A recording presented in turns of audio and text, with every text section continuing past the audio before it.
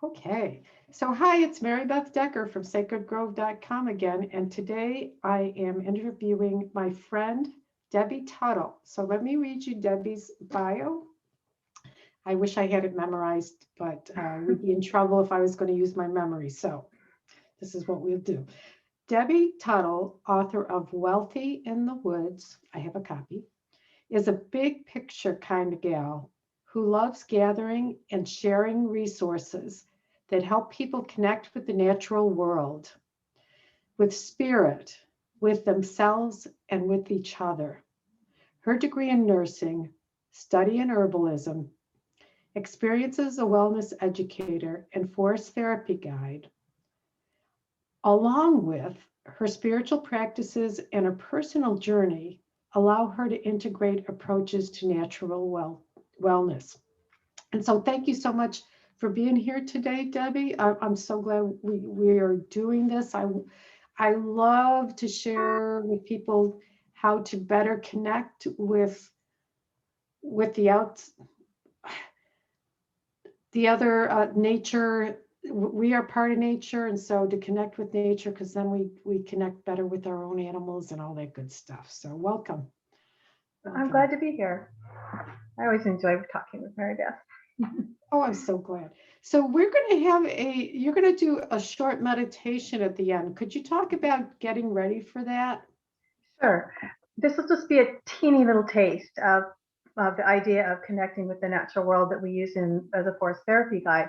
So my suggestion is to imagine or think of a place you could go outside. You could take your computer or phone, however you're watching this. If you can't get outside, the weather's really cold or whatever, you can find a plant, a rock, a stick, something indoors. If you can sit by a window and have um, just a little crack open so you can smell and feel the air, that's great. But if not, it still works. So just something connected to the natural world. If you're bedridden and you need to, you can imagine it in your mind, but it's nice to have something there to actually feel. And we were talking about this before we started recording, and I'm going to make everybody dizzy here for a second, but I was showing Debbie all my stones that I've collected various ways. And my storytellers. Let's see, where are they? There we are. There we are. I'm sorry, I'm not very good at this. Give me just a second. Jeez. Yeah. It's just fun to see what you have there on your desk. Yeah, oh God, I've had so much fun. And from the time in Japan, there's Hote. Um, just it's a good he's a good memory. So thank you. And if you want to go now, or you think you're in the right place, great. You know, there's always the stop button and start again. So Mhm. okay, so let's get into it. So I'd like to start with your background in nursing.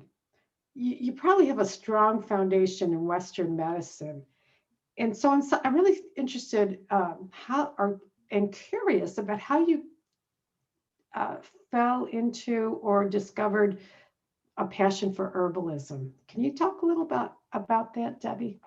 Sure. I'm really interested in wellness in general, and I believed nursing would be a really good foundation for that. To be honest, I didn't fit very well into that medical system. I would call it more the Western allopathic, meaning drug or chemical oriented, because where there is Western indigenous medicine as well. But I didn't fit in that system very well. My kind of leaning is toward preventing more toward wellness. So preventing disease if possible. It's Mhm. also the idea that we can do the most gentle thing that will help the problem.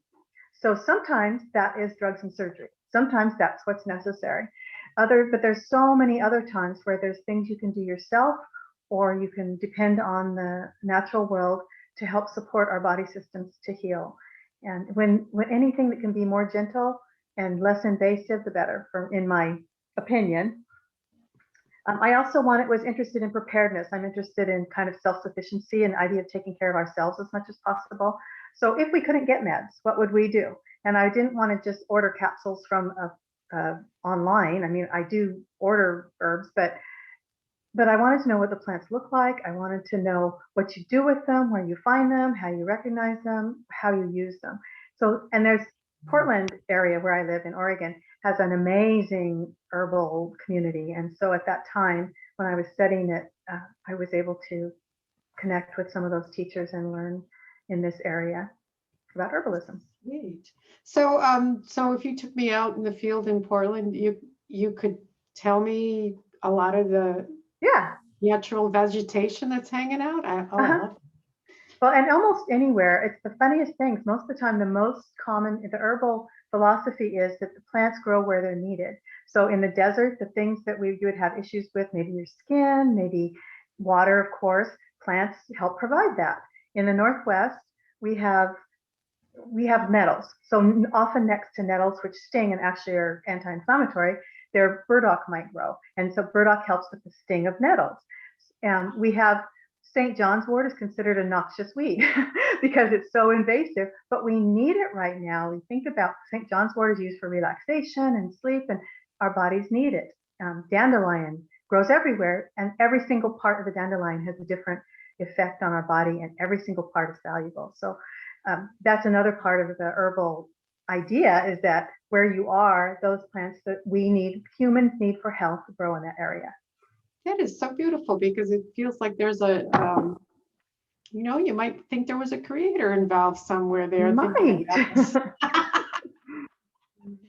might, like there's an intelligence. There's an intelligence. Thank you. That's what I was wondering. So given all that, are there favorite herbs that you use or in your daily life, or you could even recommend for us? Or well, it depends on the day. Depends on what's going on in my life. After the holidays, one of my favorites tend to be a tea that I simmer and make with dandelion root and leaf and milk thistle, because it's very cleansing and helpful to our liver. Cilantro, a lot of our foods, well, every plant is an herb, right? So if you know enough about them, I don't know all of them, of course, but every plant has medicinal value, every plant. And if you know what you're doing, you can use them wisely. You have to be very skilled to use some of them, because some of them in the wrong way would poison you, of course, but every single plant has medicinal value, as cilantro helps clear out heavy metals from our body.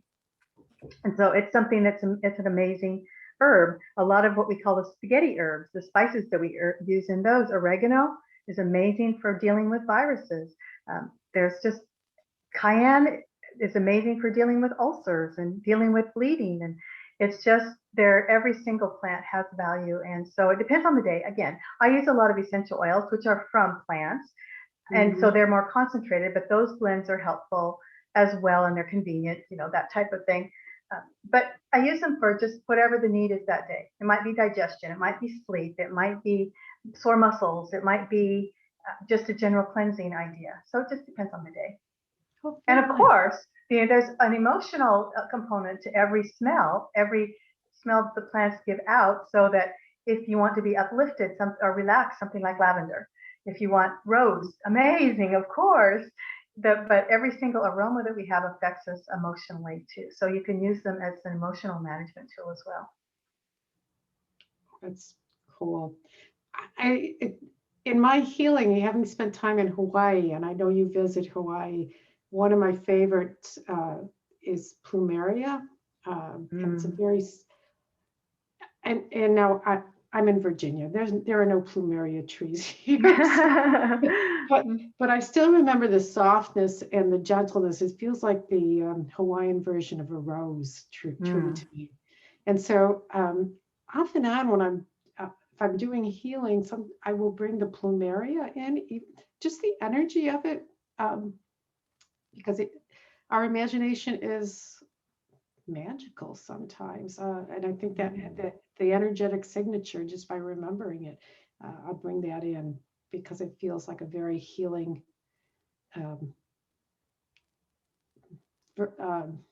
just a healing energy. And I haven't read anything about it, but that was just my sense of how good it is for us, like rose. Well, and you have that very intuitive sense developed, and absolutely, there's a whole area of herbal medicine where people pay no attention at all to what it's used for. They go by the energy and what feels right. So you were exactly doing that.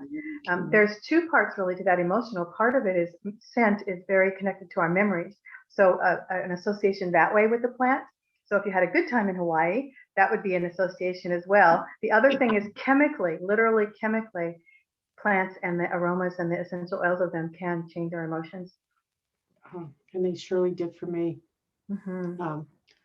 I even see them if there was some kind of a structural issue with the bones and they need a little bit of pillowing, you put some plumeria leaves surrounding the area. It's just like a little nest or a little blanket. Aww. And it was just fun to do that. So that I love that. So you use it for yourself and your family and your clients as well, yeah? Yes. Okay, that's wonderful. So I want to switch over to the Forest Therapy Guide, the certification that you got.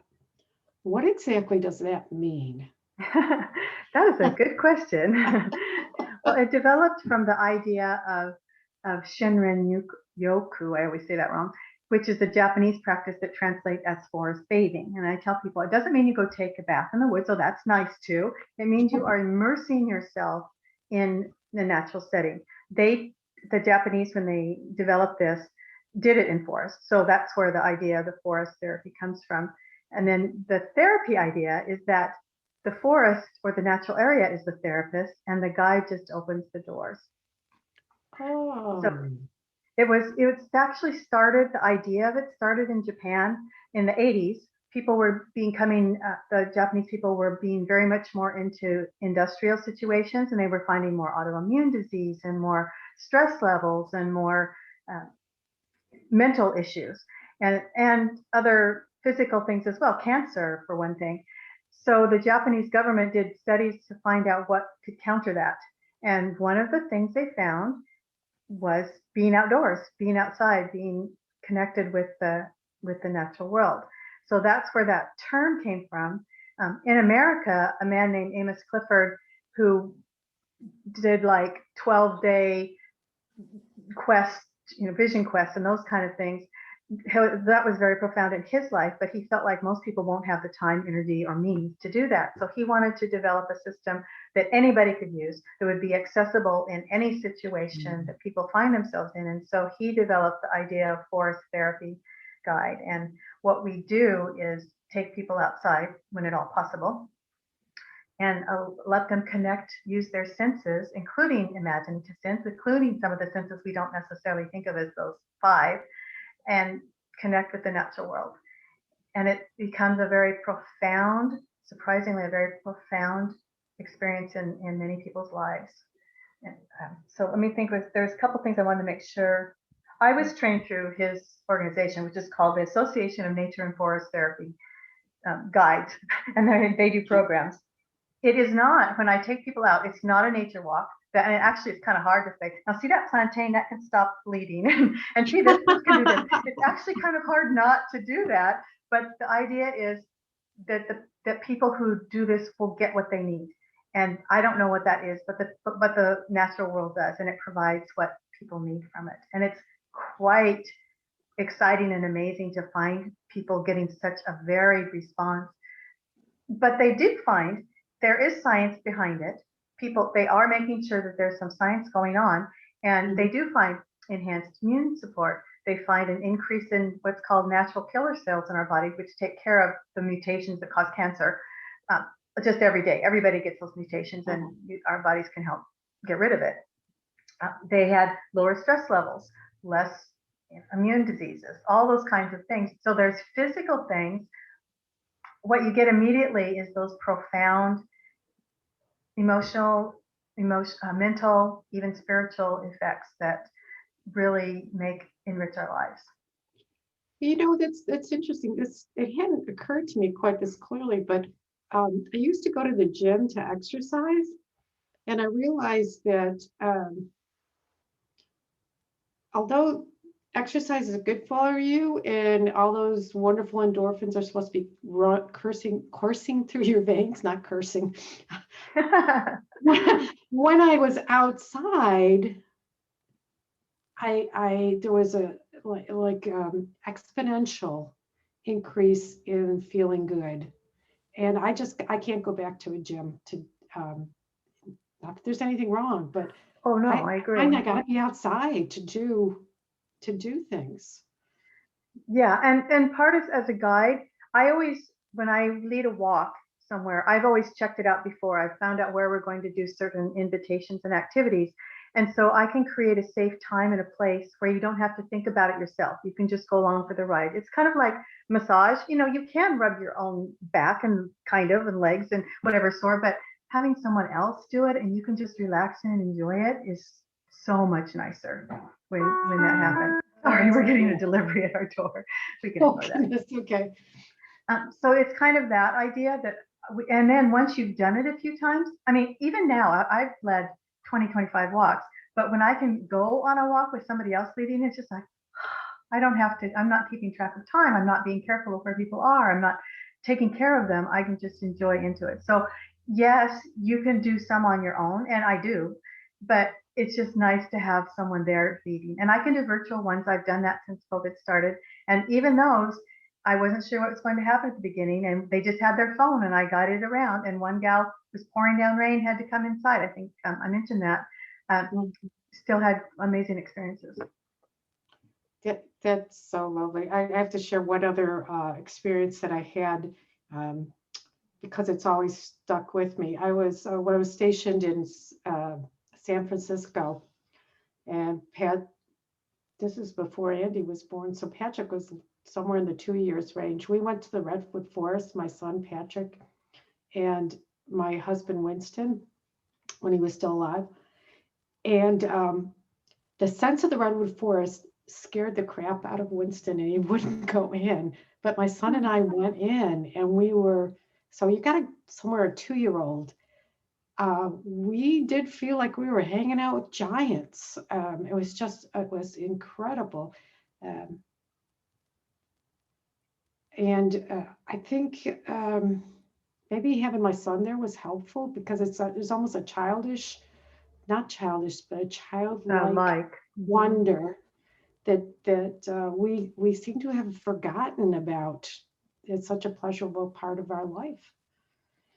yes, that's exactly. In fact, that was one of on my little notes. That's one of the things it allows you to experience nature as you maybe never have before or haven't since you were a child, and with all of your senses. So it's absolutely that's perfect.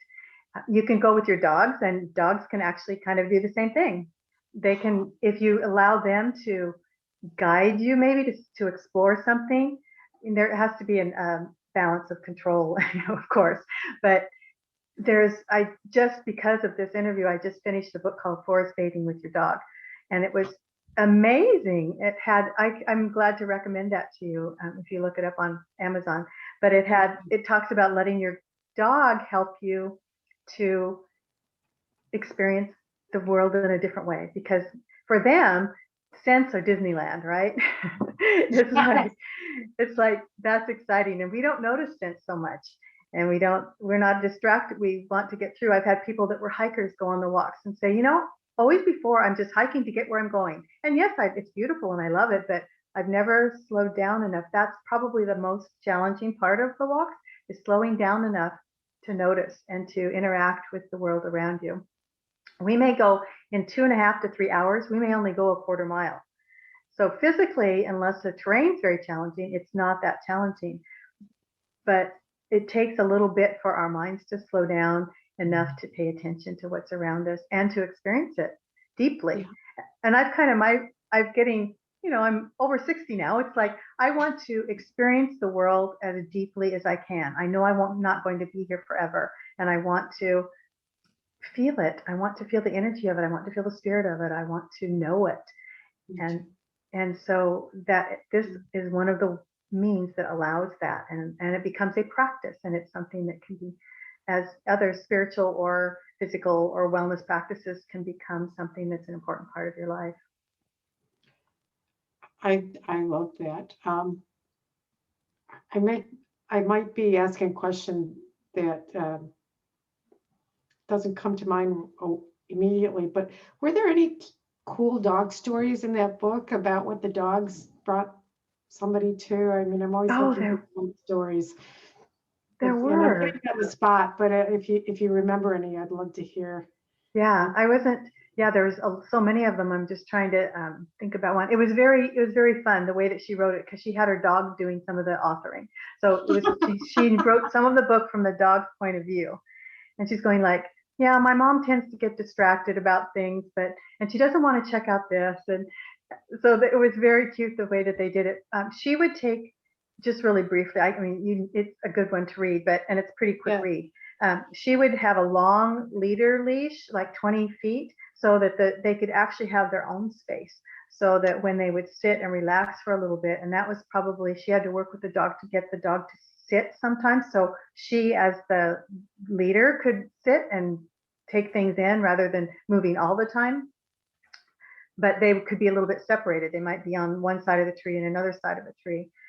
She talked about uh, going into a bed of a huge like field of ferns that she would have never thought to go through, but he found something or was chasing something, and so they went into this big meadow of ferns, and she said it was like being in a sea of green, and for her it was a really interesting experience that she would have never tried without the dog wanting to go over there. I'm trying to think of another one really quick. Like I said, there were so many, but I read it quickly because I wanted to get the principles to talk Yeah, about. I know. I kind of snuck this one in on That's you. okay. Oh, but that's really good because I have had the same experience where my dogs take me somewhere I probably wouldn't have said, "Oh, let's go there," and all of a sudden I'm enjoying the heck out of it. Yeah. And children are very open to it and they find things that you never would and can lead us as adults in that. I have my little granddaughter now when we're going, anytime we're just going on a walk, can we hug this tree now? Sure, let's hug that tree. Let's hug this tree now. Okay, we'll hug this tree now. Okay, we got another generation of tree huggers. Yes, literally tree huggers. And the people that you work with tend to be very sensitive to energy.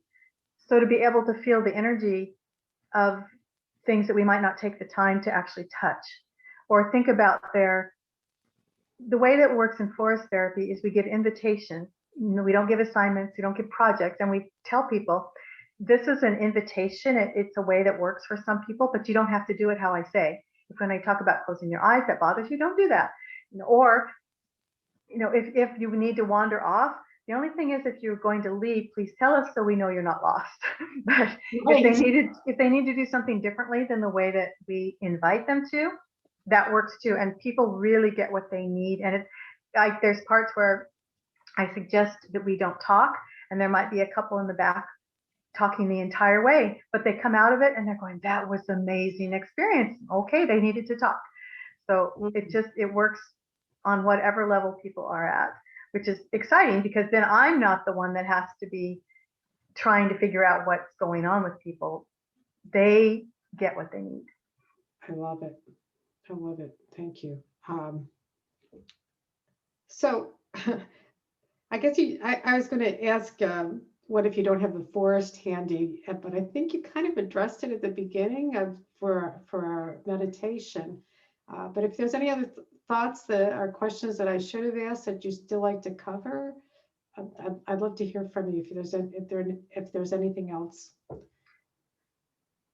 As far as an introduction, another thing a guide would do is be aware. We call them awarenesses. And when I was doing the practicum, so the training for this was 1 week intensive up in British Columbia. That was amazing.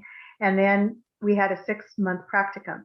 And during the practicum, I led a lot of walks, and I did that in Montana a lot. So there, one of the awarenesses we have was that we always need to carry bear spray everywhere. You carry bear spray in Montana. So it's important. Another thing a guide can do is we would teach how to deal with a bear sighting if we saw one. We would carry first aid things. I'm trained now in outdoor first aid, so to work with those kind of things, just so people can relax and invite their senses to take them away, and they know they're going to be safe. You said outdoor. What was the word? I missed that. per se? Or you said you're trained in outdoor.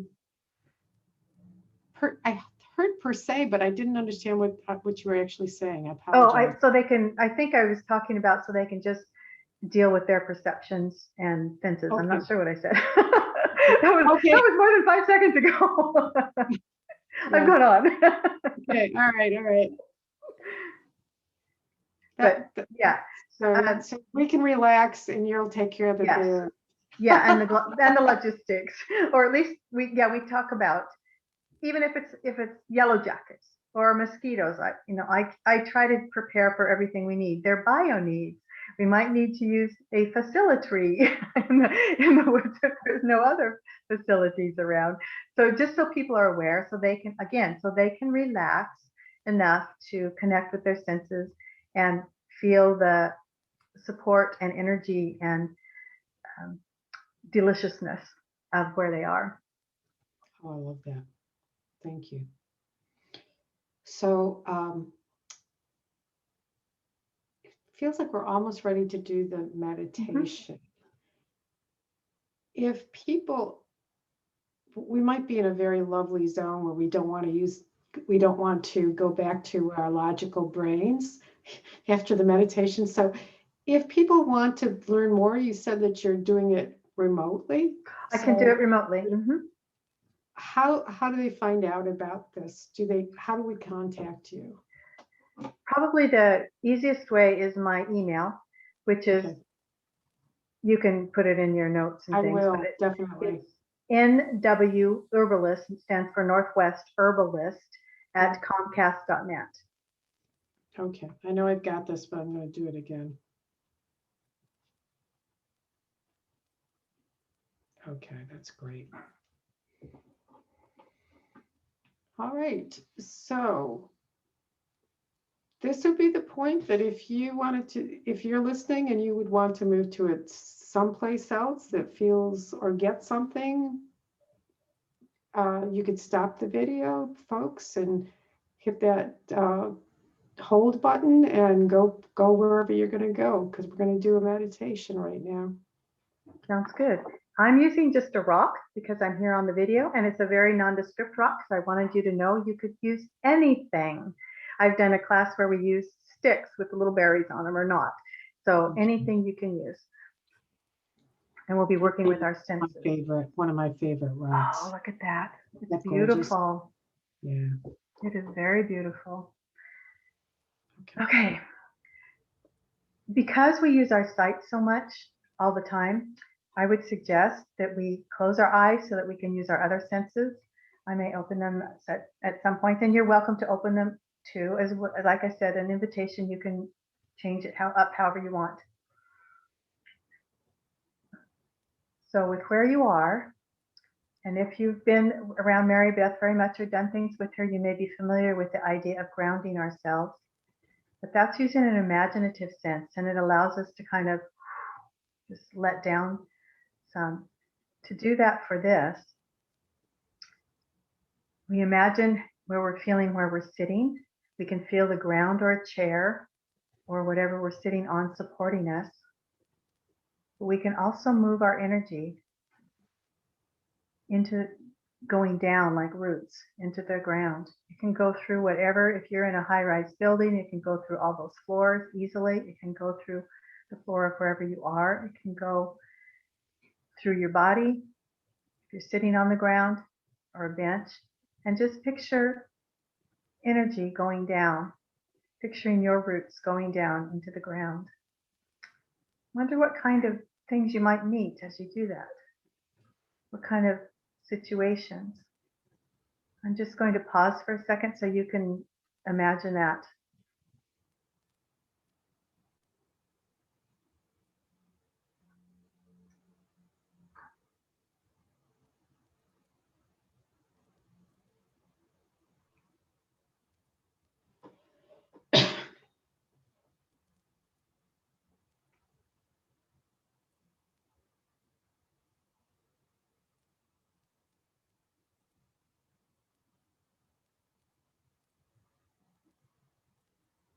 Now, as we're sitting here, we've got those roots connected.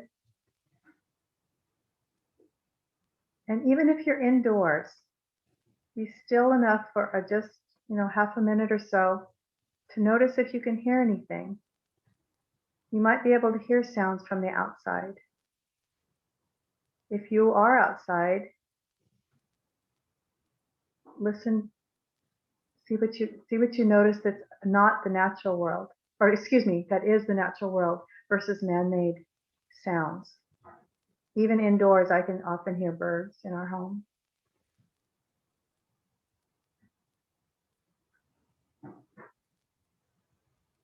You have an object that you have or holding, you can hold that up to your ear, move it around your ear. Shake it a little bit if it's a twig or something. See if there's a sound that it makes.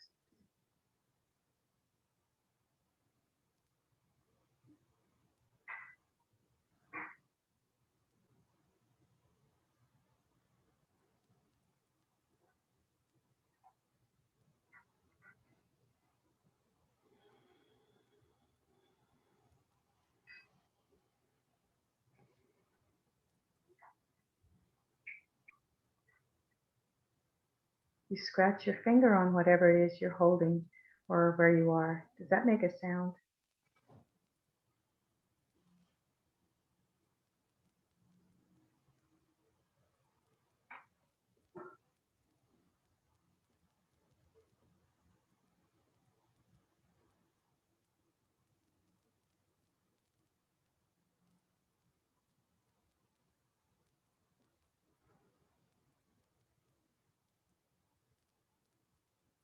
If you're in a very quiet place, do you even hear kind of a sound in your head or your ears?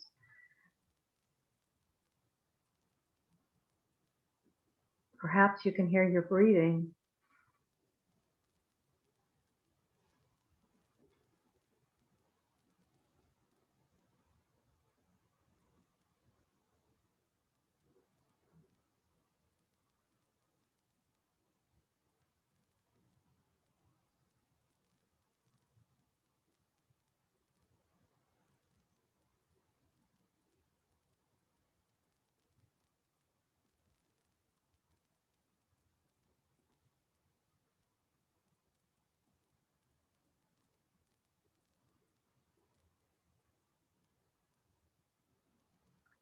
Now I'd invite you to turn your attention to your sense of touch.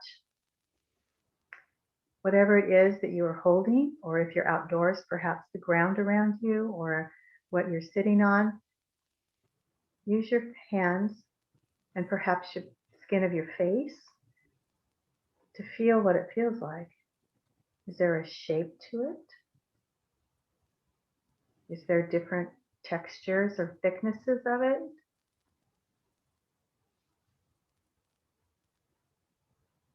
Is it soothing or irritating to your fingers?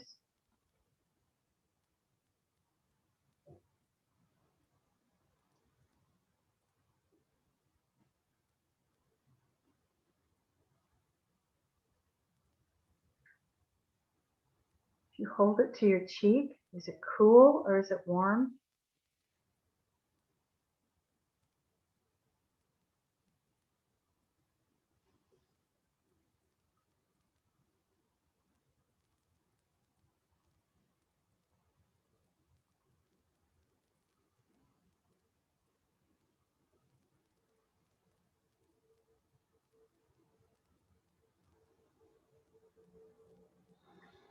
If you're sensitive to energy, does it have an energy that you notice in your hands?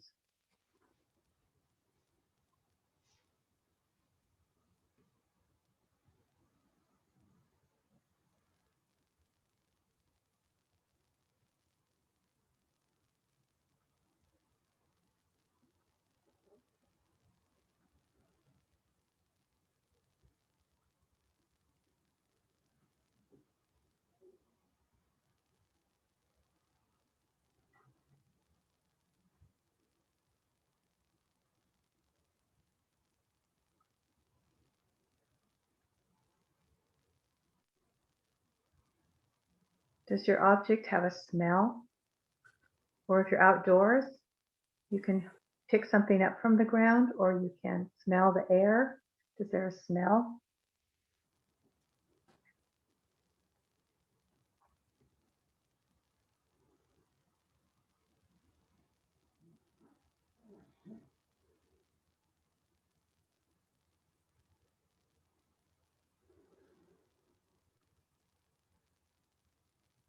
How about your skin that's holding on your hands, that's holding the object? Has it picked up a smell from the object, or does it have a smell?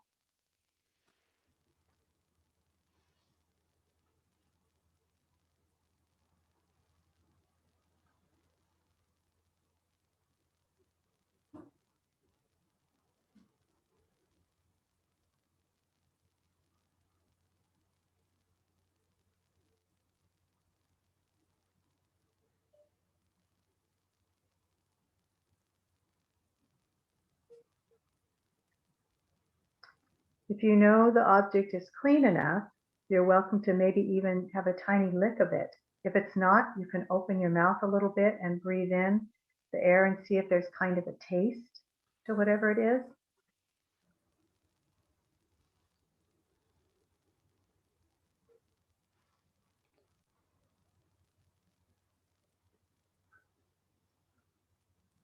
If you're outdoors, you can breathe in like you're sucking through a straw in your mouth and see if there's a taste to the air. Or in your home, you can do the same thing. Or in office or wherever you are.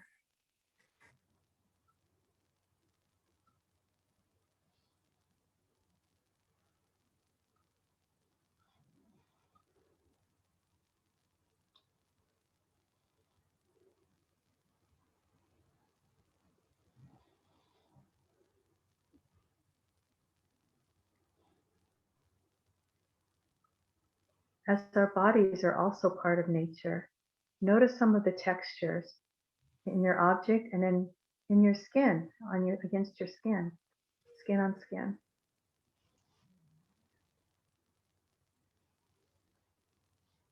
Your hair might have a texture that you notice.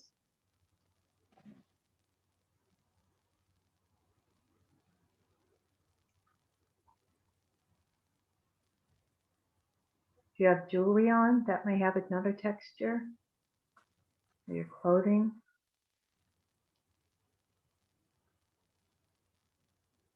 You can even notice the texture of clothing on the skin that your clothing is covering.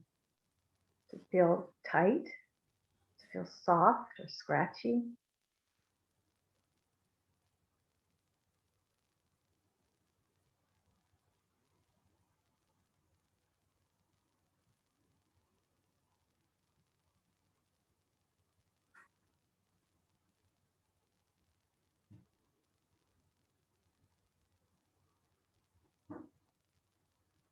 I'm going to, in just a minute, ask you to open your eyes, but don't do it yet. When we open our eyes, I would invite you to imagine that whatever you're holding in your hand, or if you're not holding anything, just look at your hand. Or if you're outdoors, move your head in a direction that feels right to open your eyes. Not yet. And then very slowly, when I say to, we will be opening our eyes and imagining that whatever we see is an amazing creation that was prepared especially for you right now, a sculpture and a piece of art. So now, slowly, you can open your eyes.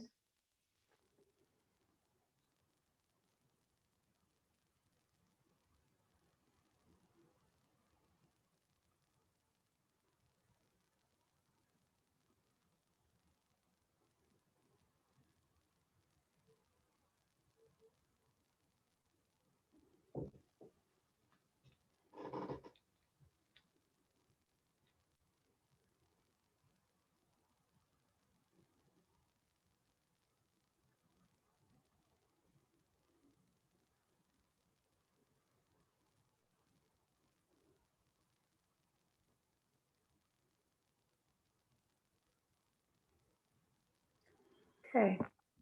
Okay. In our forest walks, what we would do next is, in a circle, we would have the opportunity, each person, to share what they're noticing. Or I would ask a prompt, and this one would be, what are you noticing? And you can do that. I've done one-on-one walks, so maybe Mary Beth and I can do that with each other. And any way that you want to express it, it's fine. We've had people do a song, people have danced, people have spoken in a language that is their native language rather than English. They it's up to you. There's no wrong way to do it. So if you feel comfortable, Mary Beth, can you give us and the reason we do it is as a witness, as a validation of what you're feeling and noticing. So if you're comfortable, Mary Beth, would you want to share something that you're noticing? Well, of course, this is one of my favorite rocks, and I've held it many times, so we're familiar with each other. What I did feel was that these beautiful colors actually felt like it permeated the inside of my body. Like, that was lovely. And when I opened my eyes came to this beautiful selenite. I think this is Zoe's site, but the selenite also showed up, and it is a perfect, beautiful sculpture. And I thought, for me, they feel like companions. There's a sense of presence, and that we enjoy being in each other's company. So I'm kind of being vulnerable here, but it does feel that way. That's why I have the rocks around, because, yeah, I think they liked hearing that. We're going all woo now, but there's a beautiful shimmering to this. Yeah, there you can see it. This baby, and it is a wonderful companion. Thank you. Okay. And I purposely chose, like I said, a nondescript rock, but I was noticing how many different colors are in this little piece of rock. I like triangles. I'm drawn to triangles. I like the geometry of them. And rocks have an energy to me that is a solid, it's a stillness, like a mountain kind of energy. That's the only way I can explain it, versus a tree, which kind of has a moving energy. So thank you. And I would love to hear, if anybody else does this meditation, what they're noticing. Well, I want to be, everything that we've felt is valid, and everything adds to our experience in the world. So that would be amazing if you want to do that, either to Mary Beth or to me. I'd love to hear about that. We're going to put this on. If you're hearing it and you're watching it on YouTube, and make a comment. Oh, there you go. And yeah, this is just, yeah. And imagine this is just a 10-minute tiny little taste of what you feel when you're totally immersed in a natural space. So the actual walks, this is amazing. Actual walks are like exponentially more intense, often, for some people. So thank you so much for taking us through this, Debbie. This has really reset my day into a lovely place, and 10 minutes, and I'm in a different space than when we started. So this stuff is real. And without any guidance at all, if you can spend 20 minutes with no agenda or no really purpose outdoors, that will allow the natural world to kind of go back to its normal activity. It takes about 20 minutes.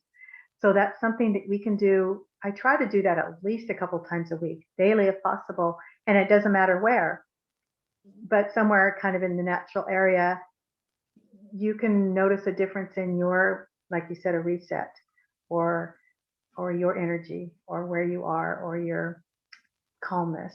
But I don't know what you'll get from it, but whatever it is, it's an amazing experience, an amazing practice. Thank you for that. That's a great idea.